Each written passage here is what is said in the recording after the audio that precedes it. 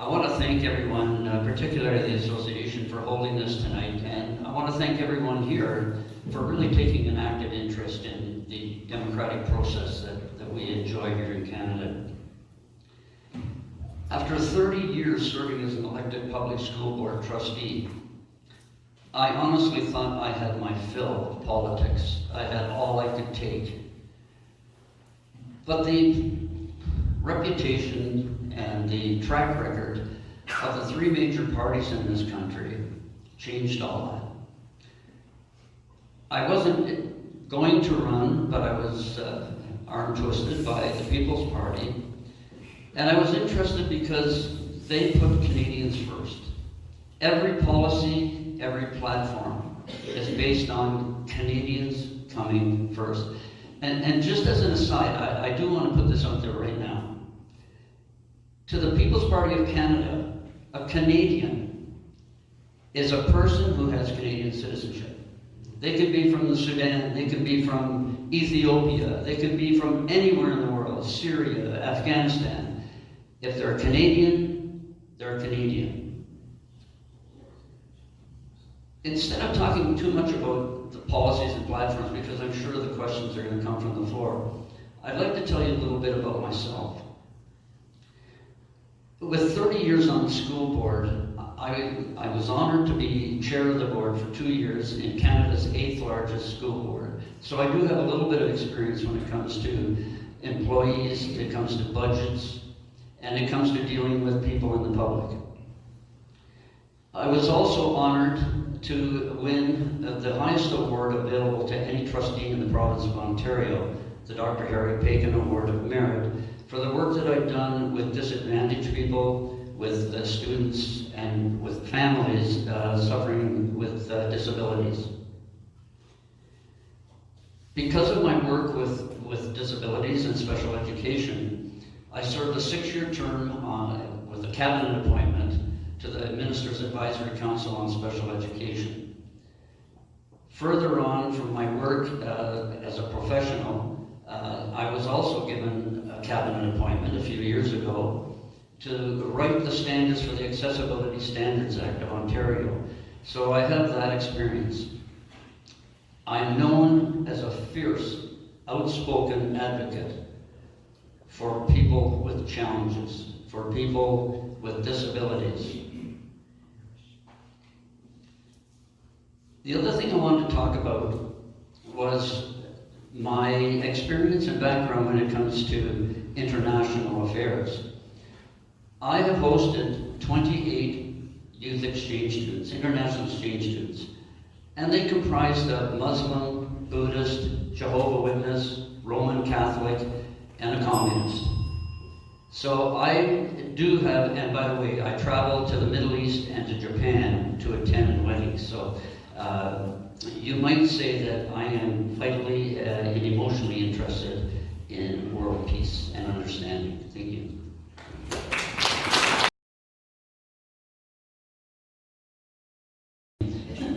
The disadvantage I have, and I'll be upfront about this, is my invitation to be here tonight only arrived Monday night, so I haven't had an opportunity to look at these questions. However, that being said, my response to that question is that I'm not a climate expert. We've been misunderstood in terms of our policy. We believe that there is climate change. I mean, obviously, everyone knows that there is climate change. I've been trying to do my own research, trying to read both sides of this issue, because you can get emotionally charged on the issue, no matter which side you're on. What I found was that 10,000 years ago, there was an ice age. That was climate change. Did you know that the Sahara Desert was actually a lush land? How did it become a desert? It was climate change. Climate change is a natural phenomenon. What we are interested in, however, is that we can have an influence on the things that happen in that climate change. And one of the things that the People's Party would be doing is coming down hard on the polluters, the heavy polluters. We would also start investing a little bit in the recycling programs that we already have. They aren't always followed. we have to look after ourselves. We have to look after Canadians. We have to make sure our Indigenous people have clean water. And how do we do that? We can't solve the world's problems. We only take up 1.6% of the pollution in this world. But we can do our best to solve our own problems right here in Canada.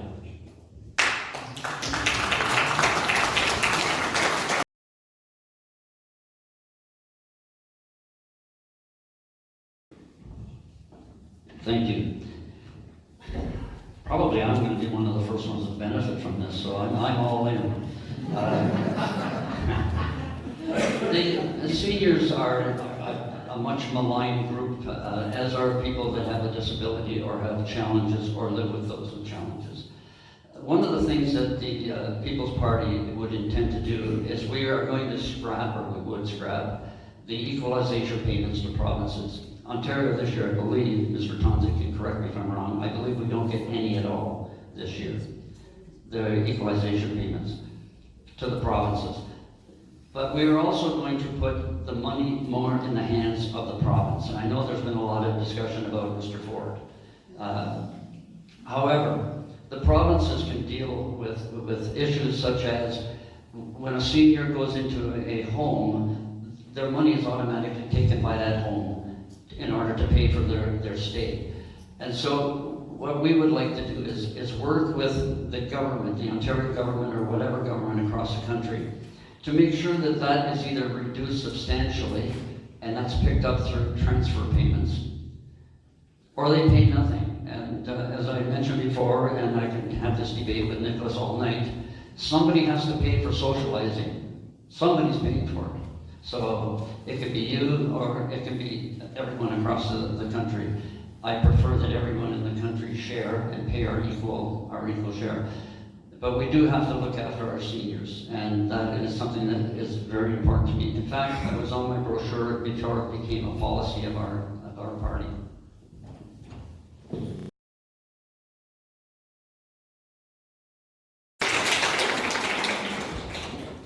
Okay. The order, and not necessarily in any particular order, but the order that I will address this is similar to others, reducing taxes, income taxes, going to 2 brackets instead of the multiple brackets that we now have, and raising the income tax exemption to $15,000. But one of the most immediate things that we would do is we would immediately scrap the supply management system.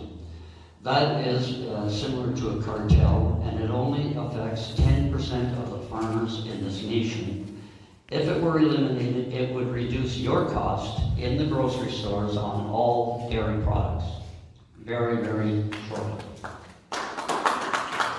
The next thing we do is, and we're not going to promise a lot of freebies, because as we all know, if you're grown up and you have a family, and I'm sure Ms. Ratanzi knows this, anything that we give, someone has to pay for it. You have to pay for it. So free dental is nice, all these other things are nice, but somebody has got to pay for it. One of the other things is to reduce our future generations' debt. We have to try to make sure that we are not responsible for passing on unending deficits to our grandchildren and their children. So those are very important things. And one thing that may not mean a lot to a lot of you, personally, but we will also repeal the act that changed the pensions for our veterans. Some of our veterans, particularly those that are maybe at Sunnybrook, they can't even afford to survive because their pensions were literally taken away from them. We will repeal that, and we will pay them, we will take the money that they were paid as a buyout and use that as a future installment, so they won't lose any money on their pensions.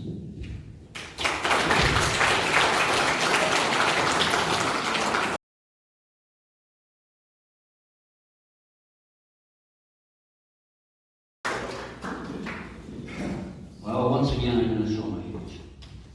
I was always taught that going into debt is not a good thing to do.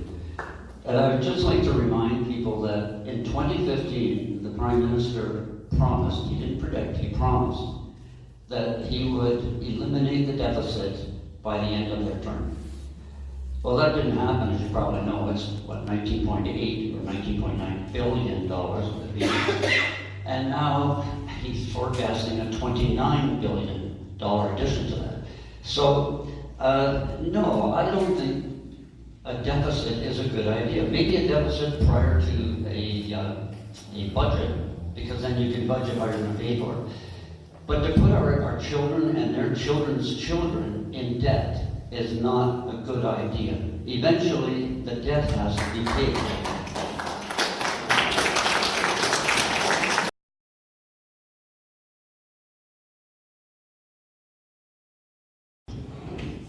Gee, I'm glad I get all the easy ones.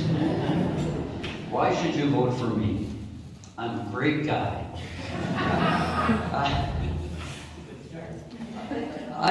I'm in this not because I want a political career. I'm in this because I truly, and if you look at my history, I truly believe in service. And I want to give. I want to give back to the community.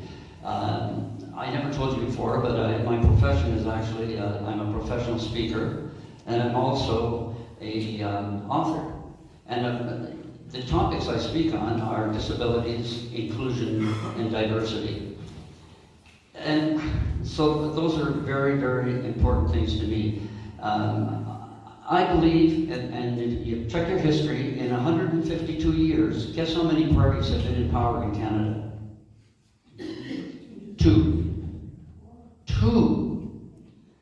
I want that to change.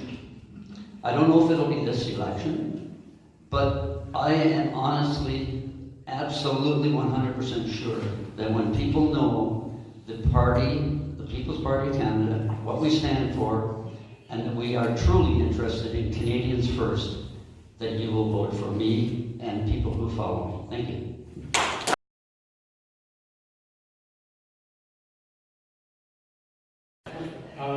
This issue that I'm going to just mention to you briefly is really a local issue in this riding, Don Valley East and West actually too, but primarily Don Valley East because that's where I reside.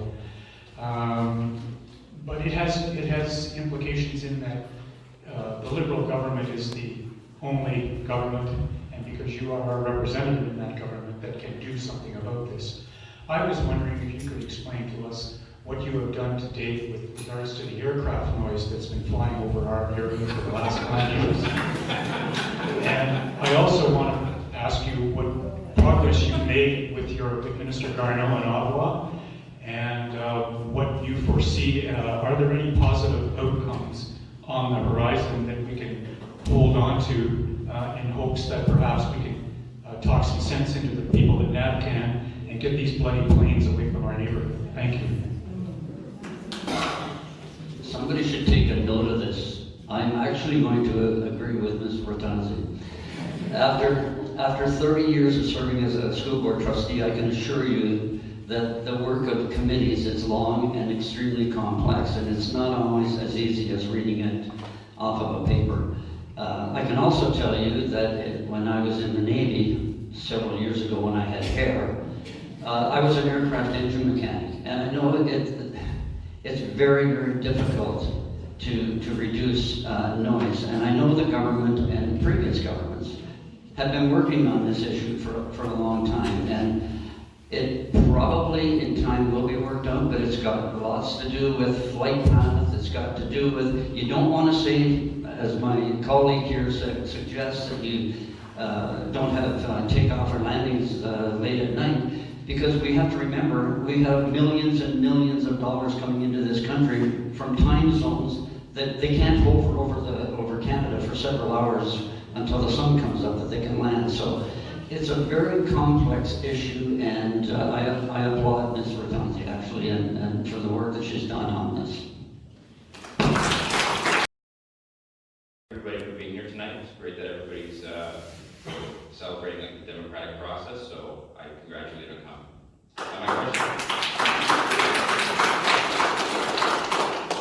My question is about the federal debt and the interest we pay on the federal debt. So as you know, the federal debt is around $800 billion about currently.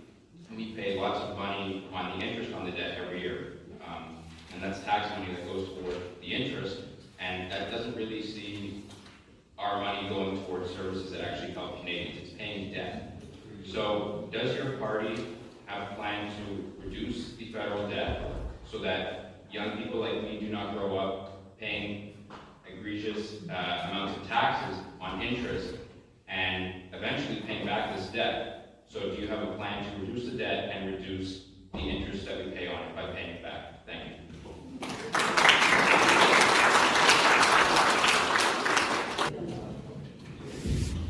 One of the young fellows starts on. Well, the People's Party of Canada, one of the first platform policies that we have is to balance the budget in 2 years. And that sounds almost impossible, but it isn't, because now Mr. Tanzi will have the figure. The billions and billions of dollars that we give in foreign aid could be reduced substantially. And we would put Canadians first, Indigenous people first, servicing the debt first, and not having future generations be saddled with the money that we spend. Is that my time already? No, that's my fault. Have you ever noticed when you're my age, when you're your age, when our age, that how time flies really quickly? That was the fastest 2 minutes I've ever had. But yes, the debt is extremely important. We have to reduce the debt because there are so many things that government, any government, can do if they do not have to pay the interest, as our young gentleman has suggested. So, thank you.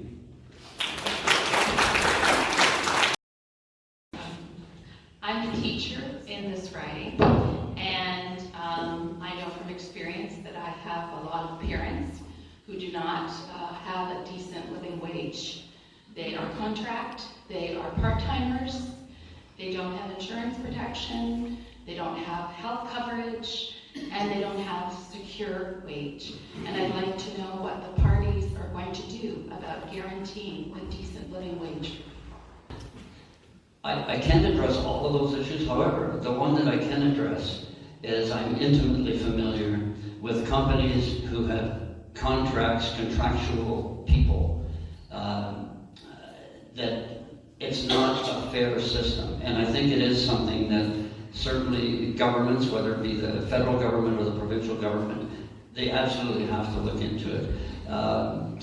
Companies are moving away from hiring employees, and I think that is a bad thing. And the reason they're doing it is because they don't have to put an investment in them. They don't have to pay taxes on them. They don't have to do a lot of things. I'm talking about contract people. Universities started this process a long time ago, and even school boards are doing it now, where they're hiring people on a contract. Why? Because they don't have to pay benefits. And so I think that's wrong, and I would be more than happy to lobby, if I were in the federal government, to lobby the provincial government, because that's their mandate, to look into that and to address that issue. So, but obviously making a livable wage, that's me. Making a livable wage is extremely important to everyone. You'll find fast food companies have come a long way, but they still take advantage of people, particularly older people who get jobs that are paid minimum wage, which isn't enough to get along on. So thank you very much for the question, and I apologize for putting it off onto the provincial government, but it really is their responsibility.